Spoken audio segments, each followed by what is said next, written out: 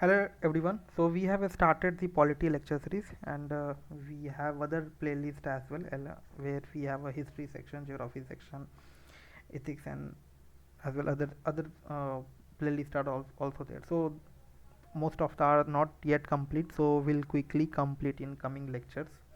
So we have started this polity lectures.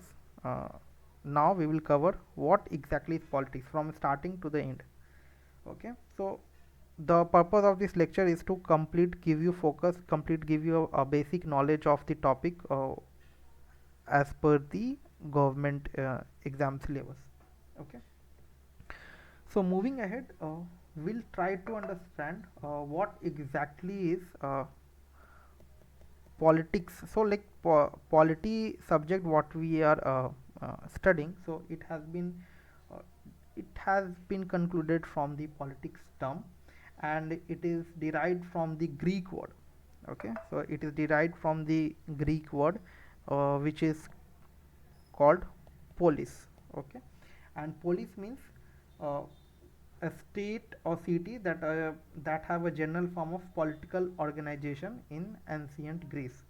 So like a state or city which will have a political organization, a state or city which have a general form of political organization in ancient Greece.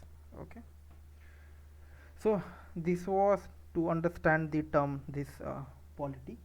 So moving ahead, uh, regarding this polity subject, there were more studies was conducted. So that's why today we are seeing this subject, polity. So this has been done study by various scholars, but the name that we have to remember for the sake of knowledge, so will be Socrates, Plato, and Aristotle. So these will be three important name that we have to make a note of it. Why? What happens? Why these three names are important? So we have to make a mark that this Aristotle is regarded as the father of science of politics. So he is regarded as the father of science of politics. Okay, now remember, when I am telling that he is regarded as the father of science of politics, so it doesn't mean will consider it same for India. Okay, so globally, just for a reference, we can tell that he is regarded as the father of science of politics in west. Okay, in west. Why I'm telling that west? If you see in the map, what we have divided, so uh, so these like America, Europe, South Africa, South Africa region, South America region, Europe region, your America and all, so North America region and all. So they, as per them, father of science of politics is Aristotle. Okay, now who is Aristotle? Aristotle was the student of Plato. He was the student of Plato. And who was Plato? Plato was the student of Socrates. Socrates. Okay, so he this Aristotle excelled his teacher's teacher as well, and he became the father of science of politics. So whatever he learned from Plato, and whatever Plato learned, he learned from Socrates. Okay, but uh, Aristotle came as the father of science of politics, and he became the uh, genius for all this like for the studies related to this governance or and how the government run in an organization for a city, what is public, what will the welfare plans for them, how it works, how people love for people vote for the government, uh, how governance run, what are the benefit is provided to the people, in what way, welfare plans for them, welfare plan for the city. So all those things uh,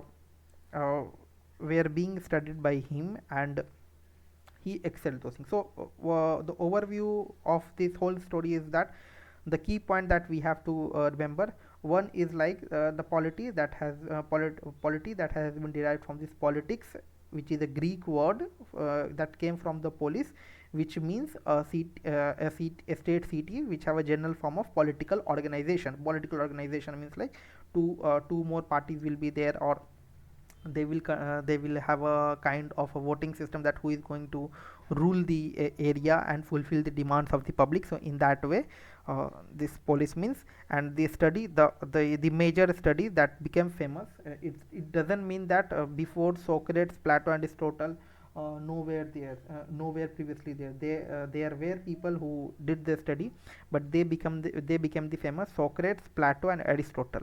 Okay, Socrates was the teacher of Plato, and Plato was the teacher of Aristotle, and Aristotle uh, excelled his teacher Plato and his teacher's teacher. Okay, so this was the glimpse of the introduction of the term polity. Polity. Okay, now moving ahead, so this I explained with respect to the West. So for India, what we will tell, so when this was a story of, from the perspective of global aspects. Now when we are talking about the India, so will tell that for India, Manu is considered Manu is considered, let me correct it, Manu is considered to be the political thinker of India. He is considered to be the political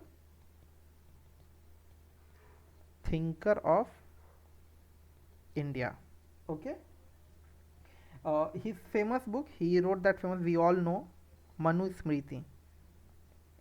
His famous book was Manu Smriti, which is regarded as the first book of law in India. It is regarded as the first book of law in India. Okay, now adding to it with perspective of India, one point we have to remember, that Manu is known as the political thinker of India, and his book Manu Smriti became the first book of law in India. Okay, now the second point that we have to focus upon, that Kautilya, that we call him as a Chanakya as well, who formed and formulated thinking and gave it a concrete form in the shape of book called Arthashastra, a well-known book, Indian polity. So Kautilya, who is also known as Chanakya, he formed and formulated a book related to all like Indian politics, how politics works and all. That is called as the Arth Shastra. Okay, Arth Shastra. So his in his famous books Politics, Aristotle, if we convey about this Aristotle, he has mentioned one important term, that man is by nature a political animal, and he who by nature, not by mere accident, is without a state, is either above humanity or below it. So let me write it. Man is by nature, he has a nature, like, see what exactly means by term, that by birth, if we have taken birth in a society, we are in a politics. By birth we are in a politics. We can't keep ourselves away from this whole political organization. if you, even if you are participating in voting system or not, if you are participating in any election parties or not, you already by birth embedded in the system. Okay, someone is there who is working behind all your societal needs. Okay, even before, let us just forget about the government and all. if if you have taken birth in a society, from day one politics start. Politics start means what? Don't take always politics in a negative way.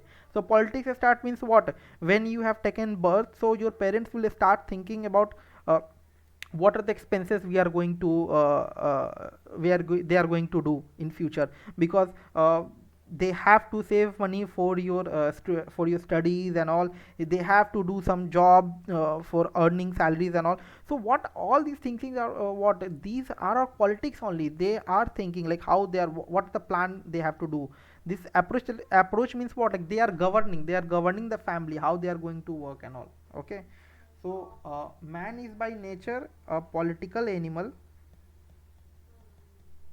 Man is by nature a political animal, and he who by nature and not by mere accident, not by mere, it is not accident, by birth, when you have taken, when you have come into this on this earth, from day one governance start.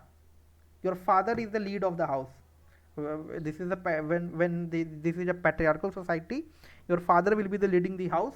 Your mother will be taking care of the households generally. Now in the modern society we have evolved, that we are going to see in the coming lectures. So I'm just giving a general overview. Okay, not by mere accident is without state is either above humanity or below it. Okay, that can be like by mere birth, what are the political is coming, it is above humanity, or it may be below it, but it is by birth you have been chosen to be a be embedded in the politics. Okay, so these are the key points that we have taken in this lecture. One is politics, what, from where this political science politics term has been derived, who were the important thinkers regarding it, important personality regarding this polity terms, from where this study has been conveyed. The father of science of politics in West, that is considered, is Aristotle. And for India, Manu is considered as the political thinker of India, and he has written a book, Manu Smriti, which is known as the first book of law in India. Okay, now Kautilya Chanakya, his famous book is known as Arthashastra, which is a well-known book for the Indian polity.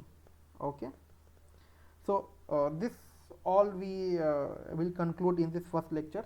Then we'll proceed for the constitution and all. Okay, thank you everyone.